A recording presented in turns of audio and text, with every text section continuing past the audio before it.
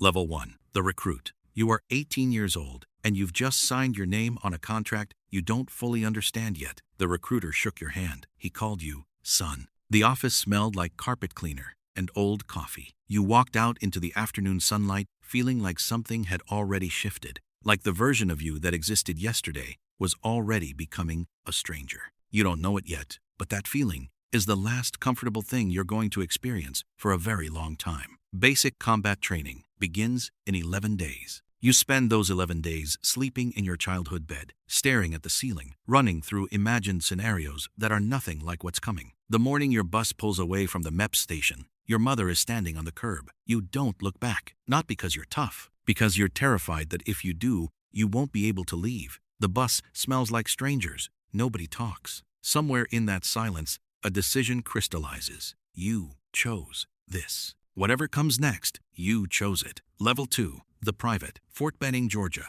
The air hits you like a wall the second you step off the bus, thick, wet, alive, with insects and red Georgia clay. A drill sergeant is already screaming before your feet touch the ground. You don't process words. You process volume. Your body moves before your mind catches up. This is by design. For the next 9 weeks, every comfortable habit you've ever built will be systematically broken apart. Sleep is a rationed resource. Food is consumed in under 4 minutes. Your personal space no longer exists. You run until your shins feel like fractured glass. You low crawl through mud that smells like iron and earth, while machine gun fire snaps overhead in the live fire lanes. Real rounds, real trajectory, real consequences if you rise too soon. At night, lying on your bunk, your body aches in places you didn't know could ache. Your feet are blistered, your hands are raw. But something else is happening underneath the pain. Something quiet and structural, like the foundation of a building being poured. You don't recognize it yet, but it's there. And on graduation day, standing in formation as your family watches from the bleachers, you feel the first faint outline of someone new wearing your face. Then, your orders arrive, and the real story begins. Level 3. The Airborne Candidate. You volunteered for jump school. 3 weeks at Fort Benning's Airborne School, and you will either earn the silver wings sewn onto every ranger's chest, or you will wash out and disappear into the regular army. Ground Week teaches you how to fall without dying. Tower Week teaches you how to exit an aircraft door, how to control a parachute, how to read the wind. The 250-foot tower drops you before you're ready every single time. And then, Jump Week arrives. You are standing in the door of a C-130 at 1,250 feet. The wind shearing past your face at 130 knots. The Georgia tree line spread flat and green beneath you like a photograph. The jump master slaps your shoulder. You exit. For half a second there is nothing, no sound, no ground,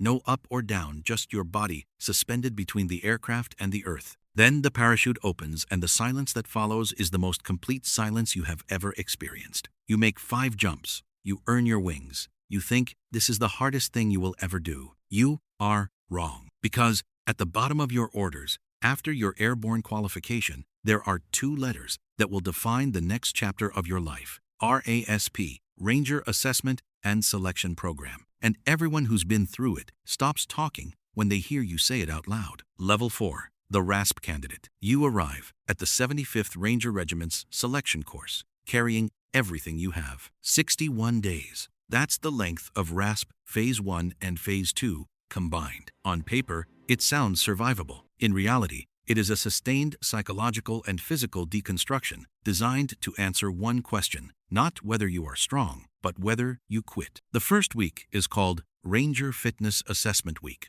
but everyone calls it something else. You wake before the sun. You run in boots on terrain that fights back. You carry logs through cold water. You do push-ups in the Georgia mud until your arms stop sending coherent signals to your brain. The cadre watch you. They don't cheer. They don't encourage. They observe. Attrition is expected. On the 3rd day, the man next to you, the one who ran a 4:30 mile at intake walks to the drop-on request table, places his hands flat on the surface and quietly says 2 words. The cadre nod. He's gone within the hour. You don't look at the table again. You survive the first week by refusing to calculate how many days remain. You survive the second by refusing to think past the next evolution. Somewhere around day 20, something in your body stops complaining and starts cooperating. You don't feel stronger. You feel quieter. And that quietness is the most dangerous thing you've ever felt because it means you're capable of going further than you thought. Phase 2 begins. And Phase 2 tests what Phase 1 built. Level 5, the Private First Class.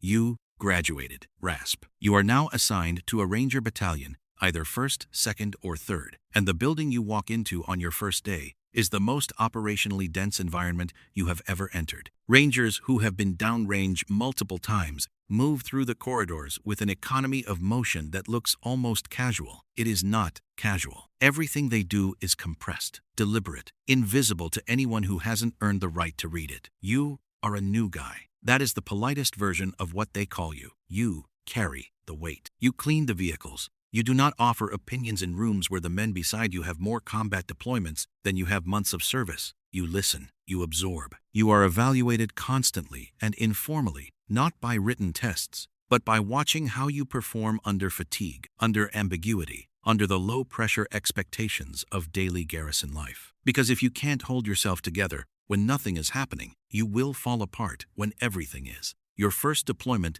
arrives faster than you expected. You step off a military aircraft into air that smells like dust, diesel, and something burning in the distance. Your senses recalibrate. Every sound has a new category. Your heartbeat finds a different rhythm. And standing on that tarmac in the dark, surrounded by men who have all been here before, you understand something for the first time. Training was the permission slip. This is the actual test. Level 6, the specialist. You have been downrange. You came back. Something shifted in you that cannot be fully explained to anyone who wasn't there, and you've learned not to try. You are now a specialist, and the regiment has begun to show you its deeper architecture. You sit in operational briefings, where mission plans are dissected with a precision that borders on surgical. You learn that Ranger operations are not improvised. They are rehearsed, gamed, stress-tested, and rehearsed again before a single boot touches foreign soil. Direct action raids, airfield seizures, personnel recovery. You participate in all of it. You stop being surprised by how hard the work is and start being surprised by how much you can adapt to. Your hands are different now. They move faster, remember more. You can clear a room in your sleep. You can read a building's threat profile the way other people read a room at a party. But the specialist grade is also where the regiment begins, separating the men who want to be Rangers from the men who want to lead Rangers. Your cadre watch how you perform when the team leader goes down. They watch whether you freeze or function. And the ones who function, the ones who step into the vacuum without being asked, those are the ones who get tapped for what comes next. Level 7, the sergeant. The first time someone calls you sergeant and means it, you feel the weight before you feel the rank. You now own soldiers, not in the bureaucratic sense, in the operational sense. Their readiness, their focus, their survival, these are yours. You lead a 4-man fire team. You brief them, you correct them, you push them, and carry them, and sometimes stand between them and decisions that could end them. The sergeant grade inside the regiment is where leadership stops being a concept and becomes a physical substance you carry in your chest every waking hour. You deploy again, and this time, during a pre-dawn direct action raid on a high-value target compound, you are the one making calls in real time because the radio is degraded and the mission is moving faster than the plan. You make 3 decisions in under 90 seconds. All 3 are right. You don't feel proud afterward. You feel something quieter and more permanent. You understand that leadership under pressure is not about being fearless. It's about being useful when everyone else needs a second to think. But the regiment is watching something else in you now. They're not just watching whether you can lead a 4-man team. They're watching whether you can build one. Level 8, the staff sergeant. You are a squad leader now. 9 Rangers beneath you. You are responsible for their individual and collective performance across every domain: physical readiness, tactical proficiency, weapons qualification, mental stability. You spend more time in planning cells than you do sleeping. Mission cycles are relentless. The regiment operates at a tempo that the regular army does not approach. Multiple deployments per year are standard. The cumulative weight of that tempo lives in your body, in your joints, in your sleep, in the quiet conversations you have with yourself. At 3 in the morning when the compound is dark and you're still awake, going over a decision you made 6 hours ago, you start to understand something the institution doesn't advertise. That the most dangerous enemy for men at this level is not an adversary downrange. It is the slow erosion of perspective that comes from moving too fast for too long. The staff sergeants who survive this grade intact are the ones who learn how to metabolize the operational pressure without letting it eat through the compartments that make them human. The ones who don't, you've watched them, you've covered for them, and sometimes, quietly, you've grieved them. Level 9. The Sergeant First Class, Platoon Sergeant. You stand between the lieutenant and the enlisted soldiers beneath you, and you are the most important structural position in any Ranger platoon because you are the translation layer between intent and execution. The officer plans. You make it real. You have been in the regiment long enough now to read a mission brief and immediately identify the 3 places where it could break and quietly fix them before the briefing ends. Junior soldiers watch you the way you once watched the veterans when you were new. You don't perform for them. You don't posture. You simply operate at a standard so consistent that your presence in a room changes the temperature of the room. You have deployed more times than you can summarize in casual conversation. You carry things now that you will carry for the rest of your life, things that have no paperwork, no official record, that exist only in your memory and in the memories of the men beside you. You understand that the regiment has given you a life of extreme consequence, and you have given it everything in return. But there is one more threshold, one more gate. And the men who pass through it don't just lead Rangers, they define what Rangers are. Level 10, the First Sergeant. You are the company's senior enlisted advisor. 200 Rangers, and the culture they inhabit. This is your operational environment now. You don't lead raids anymore. You build the conditions under which raids succeed. You counsel captains. You mentor staff sergeants who remind you of who you were. You carry the institutional memory of the regiment in your body like sediment. When young soldiers push back against a standard, you don't argue. You simply say, "I've seen what happens when we drift from this," and the room goes quiet, because everyone in it knows that the lines on your face are not decorative. They are empirical. First Sergeant is where the regiment asks its most experienced men to decide what matters. And what matters after everything, after every deployment, every loss, every decision made in compressed time with incomplete information, what matters is not the mission. The mission is the method. What matters is the man beside you, the one who showed up in the dark, carried his weight, kept his word, and came back. You started as an 18-year-old on a bus who didn't look back. And somewhere between that boy and the person standing in this building today, something was built that cannot be disassembled. Not by time, not by distance, not by the version of you that might have chosen differently. The Army Ranger Regiment does not make warriors